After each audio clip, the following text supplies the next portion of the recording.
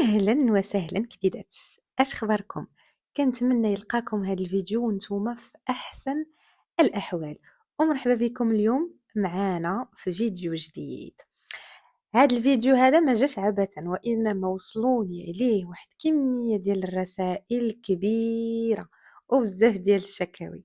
غيتا انا معكازه، انا كنبدا وما كنعرفش نكمل، انا ما عارفاش نضابط، انا راه كندوز نهار كامل وانا غير كندور في التليفون اولا غير متكيه، اما كندير حتى شي حاجه. بكثرة ما وصلوني رسائل على هذا الموضوع فضلت انه نسجل عليه فيديو طويل هنا في يوتيوب باش تفهموه بشكل اعمق ونشرح لكم كاع التفاصيل. وإلا شي وحده بقات معكازه من مور هذا الفيديو فراه خاصك شي طريحه ديال العصا. غير كنضحك معكم كبيدات. ان شاء الله غيكونوا عندنا بزاف ديال المحاور، غنحاول نشرح لكم بطريقه مبسطه باش تفهموا راسكم بالدرجه الاولى وتحيدوا عليكم حتى نتوما العجز وتوليو كبيدات وزوينات هكا ومنضبطات. فنتوكلوا على الله ونبداو باول محور غيكون عندنا في هذا الفيديو ديال اليوم، اللي هو اول شيء تعلمي انك تفرقي ما بين العجز والكسل، حيتاش راه كاين بيناتهم واحد الفرق كبير.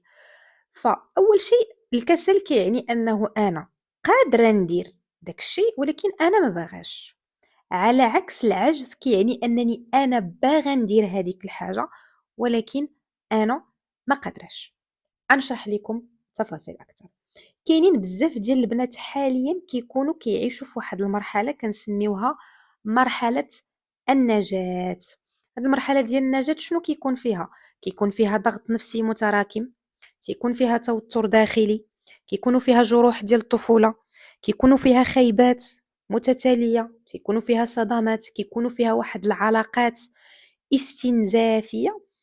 فهنا العقل ديالك ما كيبقاش مهتم بانه يكون منجز ولا يكون عندك طموح ولا تكوني انسانه منضبطه. لا، هنا العقل ديالك تتبقى عنده مهمه وحده، كيفاش يخليك واقفه بعدا، كيفاش يخليك انسانه باقا عايشه معنا في هذه الحياه. ف بزاف ديال البنات كيكونوا طايحين في هذا الفخ اللي كيدمرهم، وهما كيبقاو يقارنوا راسهم بوحدين اللي هما في مرحله البناء. انتيا في المرحله ديال النجاة وكتبقاي تقارني راسك مع واحد الانسانه اللي هي في مرحله البناء، فهنا كتدمري راسك. فباش نقدروا بعدا نتاكدوا انك انتي ماشي انسانه معكازه ولكن انتي كتعيشي في وضع النجاة، خاص تجلسي مع راسك تشوفي واش عندك جروح، واش تراكمت عليك سنين ديال الضغط وديال المشاكل وما فرغتيها، ما تشافيتي، ما حاولتي تفهمي راسك، ما حاولتي تواصلي مع داك الماضي، هز داك الثقل لسنوات. فطبعا انت غتكوني انسانه ماشي غير معكازه، كسوله. علاش؟ لان العقل ديالك تيكون كيحارب فقط باش يخليك عايشه، باش كيخليك كديري ابسط المهام. فهذه هي اول نقطه خاصكم تردوا ليها البال، لان الانضباط هي انه انا كنكون يعني متشافيه، ما عنديش مشاكل، ما عنديش جروح، دايره التفريغ، متعالجه من الصدمات ديالي، ولكن مازال كنسوف وكنماطل. فهنا كنقولوا انه انت انسانه معكازه، انت انسانه كسوله، كديري شويه ديال التسويف. ولكن في هذه الحاله اللي شرحت ديال انه كتكوني انسانه غارقه، غارقه بالمعنى الحرفي للكلمه في اكتئاب او لا كتعاني من ضغوطات نفسيه، توتر، قلق الى اخره، فانت بعدا هنا ماشي خصك تمشي تشوفي الانضباط، ولكن خاص بعدا تشافي راسك، تنقصي عليك دوك الاعباء، عاد نشوفوا ديك الساعه كيفاش غديري تكوني انسانه منضبطه.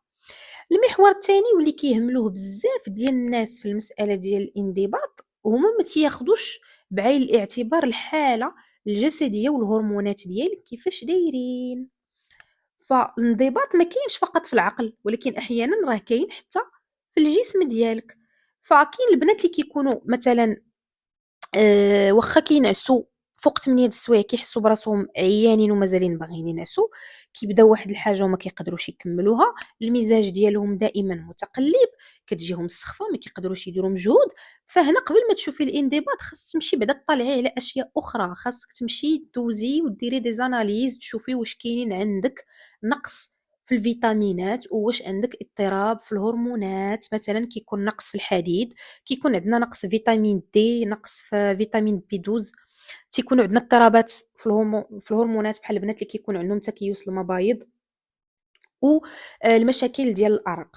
فهنا الجسد ديالك مرهق، ما غاديش يعاونك على الانضباط. راه ما غاديش تقدري، ما غتقدري ديري سبور، ما غادي تقدري تفيقي بكري، ما غادي تقدري ديري دي طاش كثارين، ما غاديش تقدري تركزي، ما غتقدري ديري حتى شي حاجه من هذا الشيء. فهنا انت ماشي انسانه كسوله، انت انسانه متعبه جسديا. خاصك تمشي ديري التحاليل ديالك وتاخدي اكل صحي وتاخدي الادويه المناسبه لهذه الحاله، عاد نمشيو نشوفوا واش انت كسوله ولا خاصك شي حاجه اخرى. فالله يعطيكم الرضا، ما تهملوش هذا الجانب، لانك كتظلمي راسك الا كنتي كتحاسبي راسك وكتقولي انا انسانه كسوله، ولكن انت راكي محتاجه رعايه اللي هي طبيه ومحتاجه ادويه. فهذه نقطه ما خاصكش تغفلي عليها الا كنتي كطمحي انك تحيدي منك التسويف وتحيدي منك العجز وتولي واحد الانسانه منضبطه. فضروري هاد جوج نقاط اللي تكلمت عليهم، الاولى هي انك تشافي راسك من الجروح والصدمات، والثانيه هو انك تشوفي الجسم ديالك واش محتاج بعض الفيتامينات او عنده نقص بعض المعادن. تقدي هذا المشكل، عاد غنمشيو دابا للمحور الثالث. ما يمكنش لينا نهضروا على الانضباط وحنا ما عارفينش العقل البشري ديالنا كيفاش كيشتغل، وشنو العلاقه ديال الميكانيزم اللي كيخدم به العقل ديالنا مع الانضباط. فاول شيء خاص تعرفيه هو ان العقل ديالنا البشري ما تخلقش باش يكون منضبط، ولكن تخلق باش يحميك وباش يخليك دائما في واحد المنطقه ديال الامان. فالعقل البشري عنده وظيفه اساسيه اللي هي السلام، اللي هي تجنب الالم والاقتصاد في الطاقه. يعني الا عطيتي للعقل ديالك جوج ديال الاختيارات ما بين المجهود وما بين الراحه، اوتوماتيكمون العقل ديالك غادي يمشي يختار الراحه بلا ما يتردد. ماشي هادشي حيتاش انت ضعيفه، ولكن حيتاش اصلا العقل ديالنا هكا كيخدم، هذيك هي الطريقه اللي كيشتغل بها العقل ديالنا. العقل ديالنا مديور باش يخلينا دائما في منطقه الراحه وباش يخلينا دائما محميين. هذه اول نقطه. ثاني نقطه، خاصك تفرقي ما بين العقل العاطفي او اللي كنسميوه العقل اللاواعي والعقل الواعي ديالك، لان العقل ديالنا ما فيهش غير جزء واحد ولكن مقسم. كاين عندنا الجزء ديال العقل العاطفي او العقل اللاواعي او العقل الباطن، هذه كلها مسميات لنفس العقل. تيكون متكون من انه عقل سريع، عقل كيخاف، عقل كيتفادى الالم، وعقل مرتبط او مبرمج بالاحداث القديمه والجروح.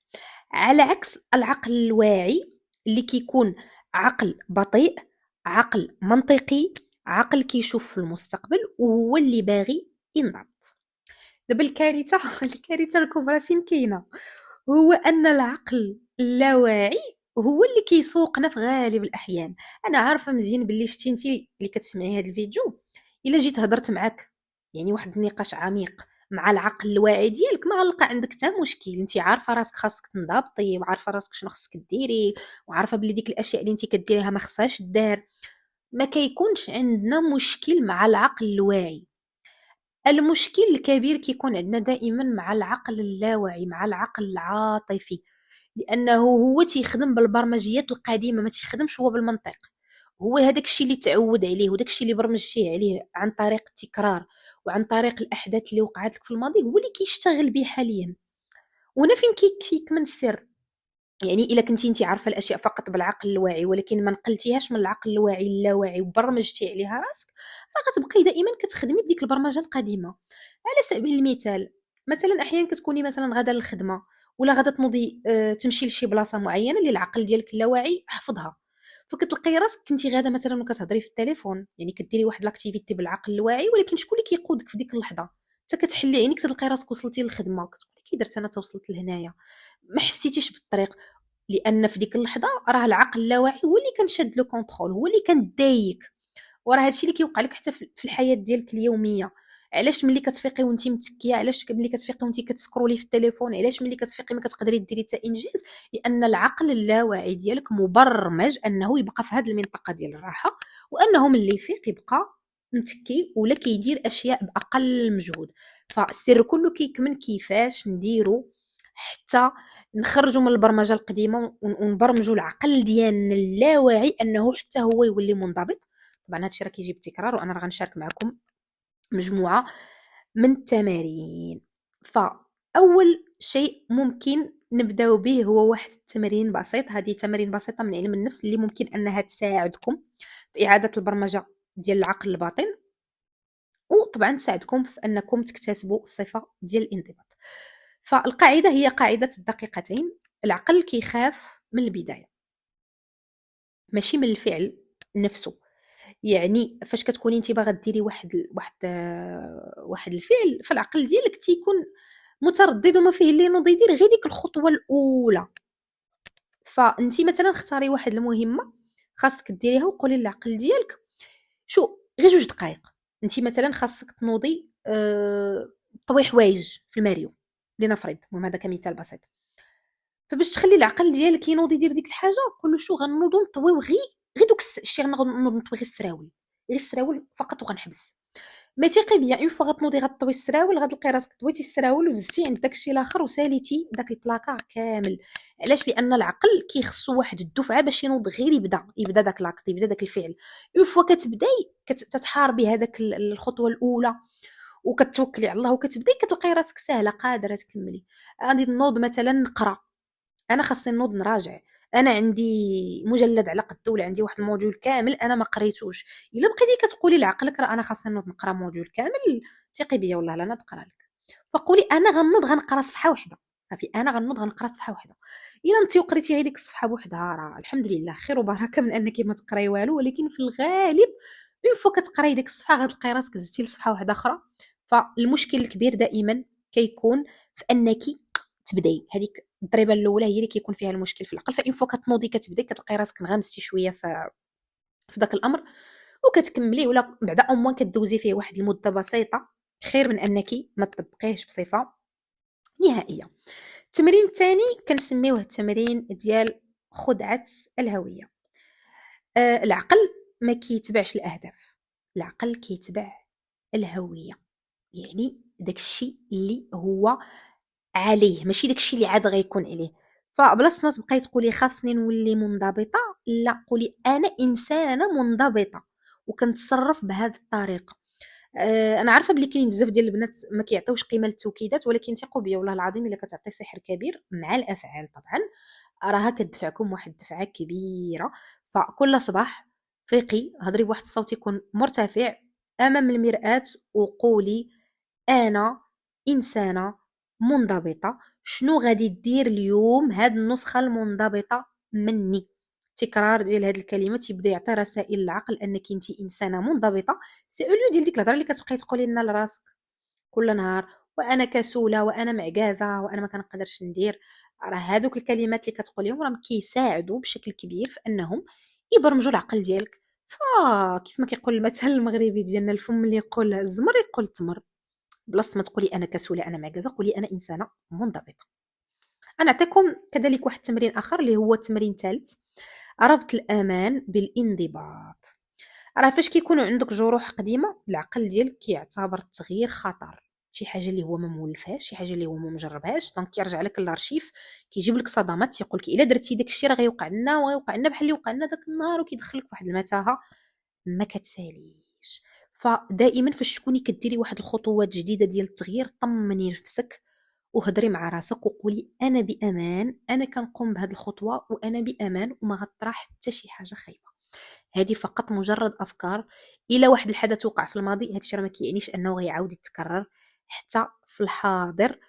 وتنفسي بعمق وانتي كديري هذا الفعل باش تهدئي الجهاز العصبي ديالك، وهذا الشيء كيساعد العقل ديالك انه يفهم بلي راه انتي ماشي في مرحله خطر، وراه ما كاين لا خطر لا والو، فقط واحد الخطوات جديده غادي نديروها ما تعودناش عليها، راه كل شيء بسلام. فغادي يخليك العقل ديالك انك تخدمي هذاك الامر بكل يسر وبكل سهوله. كاين عندنا اسي تمرين رابع اللي هو الانضباط بلا اراده. مرة أخرى عاود نرجع وغنقول لك راه العقل كسول بطبعه، فانتي خدمي في البيئة ديالك وقادي ديك المساحة اللي غتشتغلي فيها باش أموان تحفزي العقل ديالك أنه يتحرك وأنه يدير إنجازات. فمثلا حيدي المشتتات. انت باغا تنوضي تقراي، باغا تقراي واحد الصفحه ولا 2 صفحات، خلي التليفون في بيت اخر، سدي عليك. حاولي انك تفادي انه شي حد يجي يتواصل معك في ديك اللحظه. عندك شي انجازات خاص ديريهم جيبي ورقه وستيلو كتبيهم باش ما تنوضيش تسمحي لينا في القرايه وتنوضي تقولي حقا نسيت خصني نجيب الماء خصني نوض نشرب خصني لا. كتبي ورقه حداك فاش تكوني كديري ديك المهام. انا خاصني نشرب، من نسيت ما شربتش اليوم حيت انا عارفه حتى كنجلسوا نقضيو شي غرض مهم عاد تيبداو يجيونا هاد الافكار، انا ما شربتش، انا ما درتش، انا نسيت، هادي ما نشرتهاش. هادشي راه كله عقلنا راه واحد، داكشي اللي كيدير لك عقلك كيديروا لي حتى انا عقلي، فقط بلاصه ما العقل ديالك هو يتحايل عليك انت تحايلي عليه. فحطي حداك واحد الورقه وستيلو، اي فكره طاحت لك في ديك اللحظه اللي غتشتتك وغتخليك تنوضي ديريها وتسمحي في داك الشغل اللي انت كتقضيه كتبيها. قولي انا كنكتب اون فوا غنسالي المراجعه، غنسالي هذا الامر، غنسالي الخدمه، غنسالي هادشي اللي انا كندير، عاد غنوض عند هاد الاشياء اللي تفكرها ليا العقل ديالي. واخر تمرين اللي هو بسيط، تمرين ديال المكافاه الفوريه. علاش؟ لان العقل ديالنا ما كيتفاعلش لينا مع دوك المكافآت اللي كيكونوا بعاد. فمن بعد اي فعل منضبط، جلستي مثلا قلتي انا غنجلس نقرا ساعه وبصح جلستي قريتي ساعه، خاصك تكافئي ليا راسك. كافئي راسك بشي حليوه زوينه، كافئي راسك بشي كويز اتاي، كافئي راسك بشي موسيقى، بشي خرجه، انك غتخرجي تمشاي، غتمشي ديري شي حاجه مهم. علمي عقلك انه راه من مور الانضباط كاينه المكافاه، وما كايناش المكافاه الطويله المدى ديال انه راه انا لا قريت راه غننجح في لافان دلاني، ولا انا لا خدمت راه غنتخلص في الاخر الشهر. لا، العقل راه ما تيخدمش بهذا الشيء، هو باغي شي حاجه ديك الساعه من مور ما تسالي انت الانضباط. غنتفرج في حلقه من المسلسل زوين، غادي نعطي الحق لراسي نسكرولي في تيك توك ساعه. فحاولوا تستغلوا هذيك الاشياء اللي كتضيعوا فيها الطاقه ديالكم، بحال التليفون، بحال الهضره، بحال اشياء تافهه اللي كتضيعوا فيها الوقت. حاولوا تستغلوها كمكافآت لراسكم من بعد ما تكونوا منضبطين. فكخلاصه بسيطه لهذا المحور هو انك الا كنتي باغا تكوني انسانه منضبطه، ما تحاربيش مع العقل ديالك، ولكن حاولي تفهميه، حاولي انك تطمنيه، وخلي العقل ديالك يخدم معاك ماشي ضدك. راه الانضباط ماشي فقط قوه الاراده والعزم وهذا، ولكن راه الانضباط هو ذكاء نفسي. ودابا على بركة الله غادي نمشيو ننتقلوا للمحور الرابع اللي العنوان ديالو الانضباط كنظام ماشي كمزاج.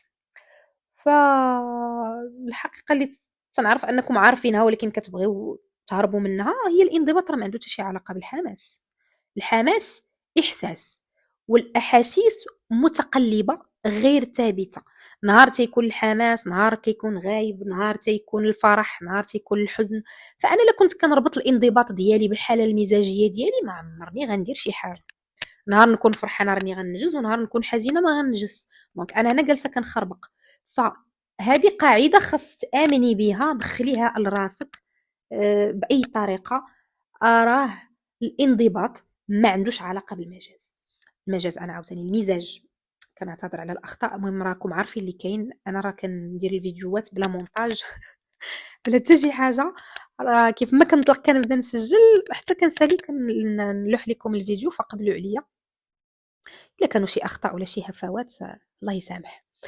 ف الانضباط ما عندوش علاقه بالحاله ديالي انا كيفاش دايره. مقلقه غنقرا وانا مقلقه، مقلقه غنمشي لاصال وانا مقلقه، مقلقه غنخدم وانا مقلقه، فرحانه غنخدم وانا فرحانه. دونك ماشي حيتاش انا مقلقه ما فيا اللي يخدم اليوم، انا مقلقه المورال ديالي ماشي هو هذاك فانا ما غاديش نمشي لاصال. لا، غنمشي لاصال. وغتلاحظوا دائما انكم كتكونوا مثلا مقلقين ولا كيكون المورال ديالكم ما بقاتش الى اخره، ولكن اون فوا كتنوضي كتمشي مثلا لاصال كتحسي ان المورال تبدل كاع، وليتي ناشطه. اون فوا كتنوضي كتقراي كتلقاي راسك تشغلتي على داكشي اللي كان مقلقك وحسيتي بالمزاج ديالك تبدل. فهذه قاعده دخلوها لراسكم، ما كاينش شي حاجه سميتها الانضباط مرتبط بانا كيفاش كنحس. انا منضبطه باستفعاليه كيف ما كنت كنحس. زائد انه الانضباط كيساعدكم على تنظيم المشاعر ديالكم، كيساعدكم انكم توصلوا واحد لو ميساج للعقل. لان العقل ديالك فاش كيلقاك مثلا انت عندك مشاعر سلبيه او لا تتمري من واحد الفتره شويه صعيبه، ولكن انت باقا مستمره على الروتين ديالك، فالعقل ديالك تيوصلوا واحد لو ميساج ديال ايوا ها هي السيده كدير النشاطات ديالها، يعني راه ما واقع والو، راه ما كاين حتى شي مشكل. وهنا كيرجع العقل ديالك كيرتاح وكيدخل في ديك الحاله ديال الطمانينه وكيخليك مزيانه. فمن الاشياء اللي غتزيد تساعدك الا فهمتوا هذه القاعده هذه غتعاوننا بزاف. لان العقل البشري ديالنا كيكره القرارات وكيعشق وكيموت على الروتين. فكل قرار كياخذو العقل ديالك كيستهلك واحد الطاقه عقليه. مثلا انت باش كتفيقي الصباح عاد تبقاي تسولي راسك واش غنخدم ولا ما نخدمش، معايا اش خاصني نبدا الخدمه، واش غنبريباري شويه اليوم ولا ما غنبريباريش، واش غنمشي لاصال ولا ما غنمشيش، اشنو غادي نطيب اليوم، اشنو غادي نلبس اليوم. هذه كلها انت كتجيك افكار، ولكن هي راه قرارات خاص يتخذها العقل. فالعقل ديالنا فاش تبقاي تكثري عليه انت هاد القرارات، اش غنشرب، اش غنلبس، اش غناكل، اش غندير، راه كتنهكي العقل ديالك، كتعييه. فكيبقى العقل ديالك تيفكر، ما تيقرر، ما تيدير حتى حاجه، وما كديري حتى شي خطوه فعليه. ف هاد الدخول ديالك مع العقل ديالك في هاد القرارات الفارغه كل صباح ما عنده فين غيديك. هنا فين كيجي لافونتاج ديال بناء واحد الروتين صحي، وديال الجدوله ديال الاسبوع، اولا الجدوله ديال اليوم. او موا انا لما كنت كنجدول الاسبوع ديالي كامل، فانا غير في الليل قبل ما الناس كان بروغرامي اللي غدا عليه. انا مثلا غدا ان شاء الله غنفيق مع التسعود، غادي نوض، غادي نمشي نيشان، غندير سكين كير ديالي، غنطيب في الفطور كذا وكذا. الحويجات ديالي اللي غنلبس غدا انا اصلا وجدتهم دابا. فاش غنخرج من الخدمه ولا غنسالي القرايه، غادي نمشي لاصال، راه حويجاتي د لاصال راهم مجموعين في الصاك. هنا كتسهلي على العقل ديالك انه يكون منضبط. راه بحال الا عندك واحد الوليد صغيور، واحد الوليد صغيور فاش تبقاي تقول له دير كلشي بوحدك تيجيه صعيب، ولكن فاش كترسمي له الطريق كتقولي له راه غدير واحد جوج ثلاثه اربعه، ها شنو غدير، كتسهلي عليه المهمه، فكيولي منجز اكثر. فسيريو ديال انه عادي يبقى يقرر لك واش غتمشي لاصال ولا ما غتمشيش، واش غنمشيو دابا ولا حتى المور الغدا ولا حتى الليل. انت ديجا كيكون عندك لو بروغرام، انا راه غنمشي لاصال مع الخمسه، الصاك د لاصال ديجا وازن. دونك عقلك ما كتخليلوش فين غيبقى ينيغوسي معاك ولا غيبقى يماطل عليك، فاوتوماتيكمون كتنوضي كتمشي كتقضي غرضك. فعافاكم الا كنتو باغيين تكونوا منضبطين، ما تستهنوش بهاد الخطوه. حاولوا انكم تبقاو ديروا واحد التنظيم اسبوعي، الاسبوع ديروا جدول الاثنين ثلاث الاربع الخميس الجمعه، شنو لي طاش اللي كيداروا في كل نهار. نهار كيكون فيه لاصال، نهار كتكون فيه التقضيه، نهار الحمام، نهار غندير فيه هادي. قادوا الجدول ديالكم الاسبوعي. راه والله العظيم هذا الشيء كيساعد العقل ديالكم انه ينجز وهو مرتاح. علاش؟ لانك كتنقصي عليه داك الضغط نتاع اتخاذ القرارات. فكنتمنى تكون الامور واضحه. فغندوزو دابا لاخر محور عندنا هاد الفيديو. كنتمنى انني ما نكونش طولت عليكم، ولكن زعما حاولت ما امكن انني نشرح مزيان باش ما يبقاش عندكم هذا المشكل ديال الانضباط، لانني بصح كنشوف البنات كيعانيو منه بزاف وكيتشكاو منه عندي في انستغرام بطريقه كبيره. يعني كاع كيكونوا خداو من عندي كورسات مثلا ديال الانوثه ولا ديال الاستحقاق ولا كورسات نتاع التطوير، ولا كيبغيو يبدلوا من الحياه ديالهم ولكن ما كيقدروش. علاش؟ لانهم ما قادرينش يكتسبوا هذه الصفه ديال الانضباط. دابا عندنا في اخر محور اللي هو المحور الخامس. شنو هو الانضباط الانثوي؟ الاستمراريه بدون قسوه. انا عارفه باللي الغالبيه ديال البنات فاش كيبغيو يصايبوا دي بروغرام ولا كيبغيو يتعلموا الانضباط، ففي الغالب كيمشيو وكيشوفوا دي فيديو مسجلينهم رجال وكيهضروا على الانضباط بطريقه ذكوريه. انت كأنثى ما غاديش يمشي معاك هذاك الانضباط، غادي يجيك قاسي وغتقدري تسمحي فيه. فاحنا كنساء مختلفين على الرجال، مختلفين عليهم عاطفيا، مختلفين عليهم في التركيبه، مختلفين عليهم في الطاقه، في الهرمونات. فالطريقه اللي كينضبطوا بها الرجال ما غيمكنش تخدم علينا حنا كنساء.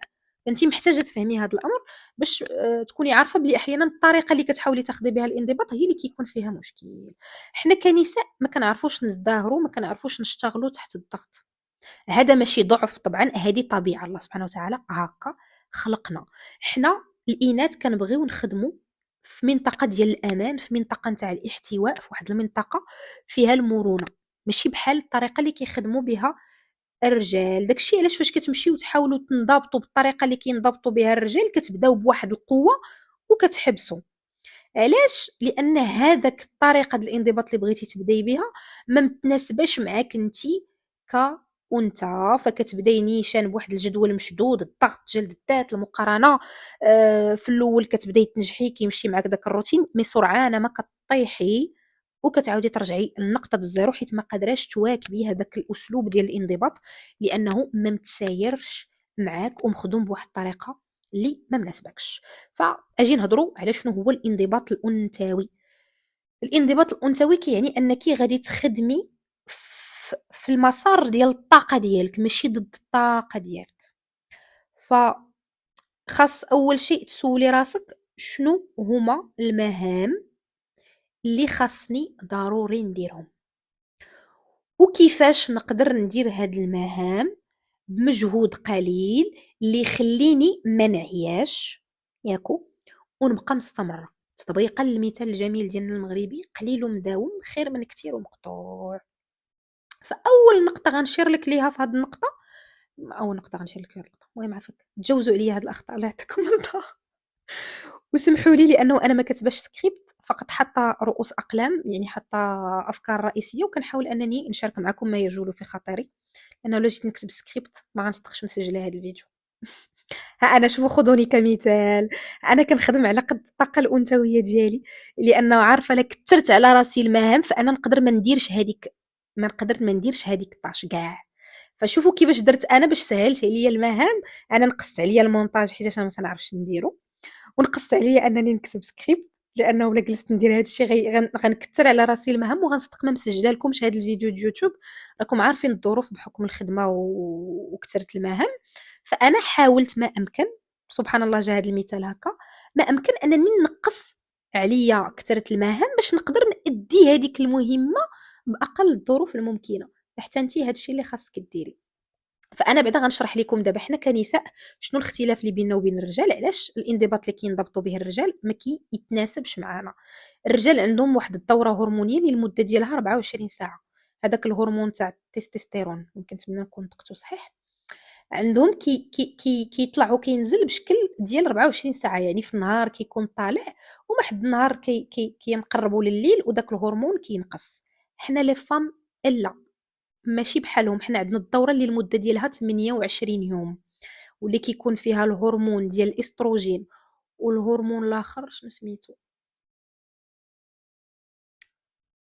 مشات لي السميه ديالو، اعتذر، ممكن جوج ديال لي زهرمون. هذاك الهرمون عندنا حنايا كيتحرك بواحد الشكل شهري، يعني دوره قمريه فيها مده نتاع 28 يوم، كتكون مقسمه على 4 ديال الاجزاء. كتكون عندنا الفتره ديال الدوره الشهريه. الفتره نتاع الدوره الشهريه راه كتكون الطاقه ديالنا حنا كنساء منخفضه، كيكون عندنا تعب، كيكون عندنا عياء شديد، كيكون عندنا تقلصات، كيكون عندنا الم. فهنا انت في هذه الفتره ديال الدوره الشهريه ما كتكثريش على راسك الانشطه. علاش؟ لان اصلا انت تيكونوا لي زهرمون ديالك، الهرمون ديال الاستروجين كيكون ناقص، تيكون عندنا تقلصات، كيكون عندنا بزاف ديال الحوايج. فما يمكنش انت في هذه الفتره ديال العاده الشهريه فين غديري الانجازات. لا، هذه فتره كتحاولي لو ماكس انك يكون عندك فيها واحد لي طاش قلالين وتكوني مرتاحه اكثر. من مور ما كتسالي الفتره ديال العاده الشهريه كتكون عندنا الفتره كتسمى وقيله المرحله الجريبيه ولا لا، خاصني نتاكد من هذه المعلومات، عطوني دقيقه. ها انا رجعت، هي هذيك بصح كتسمى المرحله الجريبيه. هذه المرحله هي المرحله اللي كتكون من بعد الحيض حتى المرحله ديال الاباضه. فهاد المرحله كيكون عندنا الهرمون ديال الاستروجين بدا كيرجع يطلع تدريجيا، فالحاله النفسيه كتكون زوينه، كتكون تفاؤل، كيكون فضول، كيكون ابداع. فهنا المراه كتكون كتحس بالتجديد، كتكون عندها افكار جديده.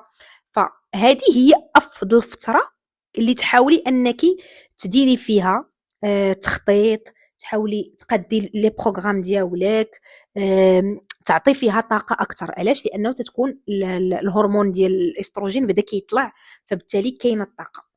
وعندنا المرحله الثالثه اللي هي مرحله الاباضه. المرحله ديال الاباضه راه شوفوا الطاقه كتكون واصله لعنان السماء، يعني هنا الا كانوا عندك دي طاش كبارين خاصهم يداروا خصك ديريهم في هذه الفتره، لانك كتكوني في كامل القوه ديالك، كامل الحضور ديالك، كيتزاد عندك الثقه في النفس، كتلاحظوا حتى المستوى ديال الجمال سبحان الله كيتزاد، الوجه كيولي مشرق. علاش؟ لان الهرمون طالع مزيان. ففي هذه الفتره الا كانوا عندك اشياء خاصها دار في وسط الشهر اللي كتطلب طاقه وكتطلب جهد خاص ديريها في هذه لا بيريود. علاش؟ لان تيكون عندك الهرمون ديال الاستروجين طالع، فاستغلي هذه الفتره انك ديري انجازات كثيره. راه هنا كيكون كيف ما قلت لكم الطاقه كتكون مجهده، يعني سيري لاصال، الا عندك الميناج كبير خاصو يدار ديري، خاصك تسافري تقضي شي غرض سافري، يعني في الشهر ديالك هادوك الاشياء اللي كتطلب منك واحد المجهود كبير وغتحتاج طاقه كبيره ديريها في هذه الفتره.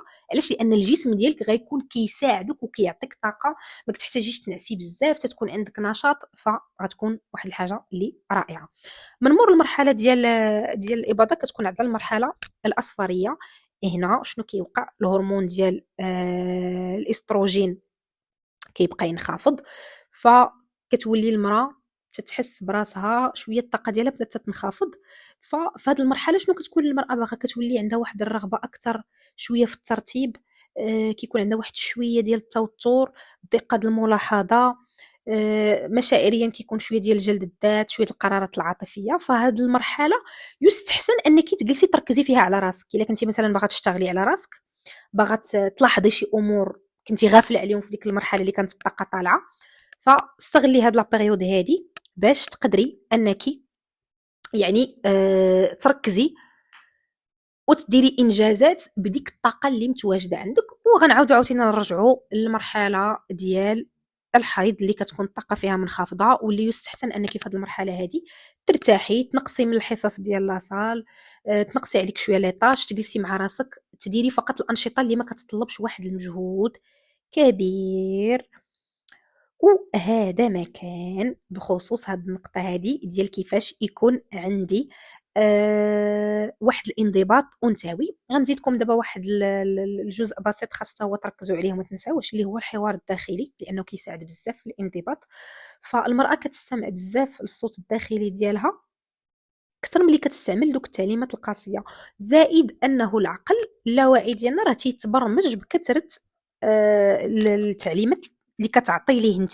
يعني داك الكلمه اللي كتبقاي تكرريها راه كياخذ هذاك العقل اللاواعي ديالك كحقيقه وكيولي كيطبقها. فهنا فين كيجي الدور كبير ديال داك الحوار الداخلي اللي كتهضري به مع راسك.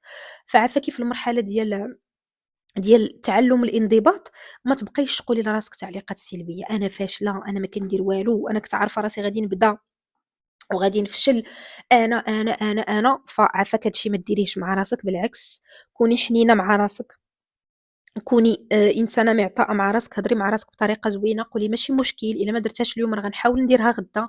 المهم هو انني دابا كنتعلم، المهم هو انني كنحاول نطور من راسي. راه والله العظيم الا هاد الحديث الطيب مع النفس كيعطي واحد الاثر ايجابي، سواء في الانضباط، سواء في تعزيز الثقه في النفس، سواء في بناء علاقه زوينه مع راسك. راه دائما الحديث الزوين مع النفس هو اللي كيعطي الثمار، هو اللي كيخلينا ناس قادرين نضبطوا، كيخلي الناس ما كنقلبوش على الحب من الخارج. وكخلاصه بسيطه هذه غنساعدكم بها باش تقدروا تكونوا ناس منضبطين. ما تكثروش على راسكم لي طاش من الدقه الاولى. ما يمكنش انت واحد الانسانه العقل ديالك كسول، تعود على واحد النمط نتاع العيش بسنوات انه ما كيدير والو، وغتجي انت في نهار واحد وغادي ديري 70,000 طاش، غادي تنوضي وغادي تجري وغادي تدوشي وغتصبني وغادي ما عرفت شنو غادي ديري، غتصنعي لنا انت 70,000 خطوه في نهار واحد. هادشي اللي كيخليكم كديروا واحد الروتين فقط 3 ايام وما كتقدروش تنضبطوا عليه. علاش؟ لانكم كتكثروا على راسكم، فالعقل كيولي باغي يهرب وما بقاش باغي يدير حتى حاجه، وكيعاود يرجعكم من نقطه الصفر. فانت كانسانه حياتك كلها مخربقه، فاش كتجي تنضبطي وتقادي الروتين ديالك راه ما كتبدليش كلشي دفعه واحده، راه كنبداو بحاجه بحاجه. الشيء اللي بديتي لي انا بوندون واحد الاسبوع ولا كان جوغ فقط على النعاس ديالك، ركزتي غير على النعاس انك تبقاي تنعسي بكري شويه وتفيقي بكري، راكي درتي انجاز عظيم. على ما يتعود العقل ديالك ويتبرمج على هذا التغيير الجديد، عاد دوزي ليا لطاش واحده اخرى حتى تقدي ليا النعاس ديالك، عاد سيري تسجلي في لاصال. فاش تسجلي في لاصال الاسبوع الاول ديري غنمشي غير 2 مرات، من بعد عاد نبقى نزيد، باش ما تكثروش على العقل ديالكم لي طاش. وحبس، لان العقل كسول كيقلب على الراحه. خليوه يولف بشويه بشويه، غير عاده بعاده بعاده حتى كنكتسب وكنولي انسانه منضبطه. راه الانضباط ماشي هو غندير واحد الجدول مفرقع عامر وفي الاخر ما غندير منه حتى شي حاجه. نتمنى ان الفيديو يكون خفيف على قلوبكم، فهمتوه، استمتعتوا به.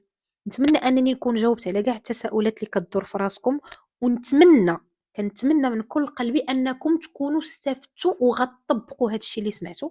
فقط ماشي سمعتوا الفيديو وغتخليوه وعافاكم كنصيحه مني. هذا الفيديو سمعوا له مره وجوج وثلاثه وربعه وخمسه حتى العقل ديالكم يتشرب المعلومات ويفهمها. وما كرهتش تجيبوا شي اجنده وسجلوا عندكم النقاط المهمه. جلسوا تنتم مع راسكم فهموا الدوره ديالكم، يعني تطرقوا لكاع النقاط اللي انا تكلمت عليها. وانا كنوعدكم انكم الا طبقتوا هادشي اللي في الفيديو عطيتوه الوقت ديالكم راه غتجيو في هاد التعليقات وتكتبوا لي راه حنا تبدلنا وولينا منضبطين. بالنسبه للبنيات اللي بغاو استشارات، البنات اللي بغاو يستافدوا من الكورسات اولا البنات اللي بغاو يشاركوا في الرحله ديال التغيير اللي كتكون كل شهر وكتكون المده ديالها 3 شهور، اللي كنشتغلوا فيها على الجروح، على الصدمات، على الانوثه وعلى الاستحقاق وعلى كاع الجوانب. يعني رحله اللي كتدخلي ليها بشخصيه وكتخرجي منها بشخصيه مختلفه تماما. تواصلوا معايا في انستغرام، كاينه عندنا رحله ان شاء الله غتبدا في اول الشهر. غادي تلقاو العنوان ديال الانستغرام لتحت، غتلقاو كاع المعلومات اللي بغيتوها. وفضلا وليس امرا، الى عجبكم الفيديو ما تنسونيش من قليب وما تنسونيش من تعليق زوين. ولا ما كنتيش مشتركه اشتركي في القناه. من عندي كنقول لك بزاف ديال الحب وتهلاو ليا في راسكم بزاف بزاف. واذا كان عندكم شي اقتراح للفيديو اللي تبغيوني نتكلم عليه، يعني في الفيديو اللي جاي، مقترح ديال موضوع تبغيو انني نتطرق ليه ونشرحه لكم بشكل مفصل، خليوها ليا في التعليقات. وبيزوات.